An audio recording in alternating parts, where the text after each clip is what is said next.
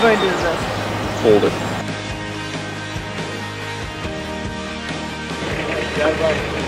Okay, whoa, that's good, thank you.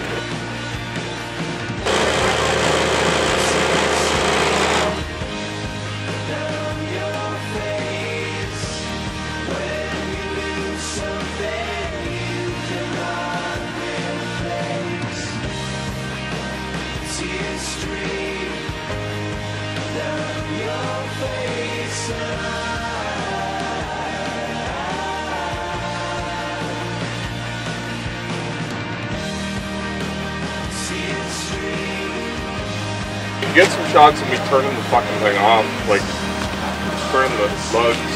And actually this ought to result in, certainly should result in some sympathy donations. The guy at the tire store even looked at our website.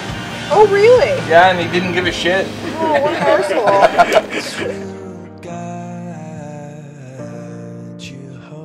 You know, I'm not prepared.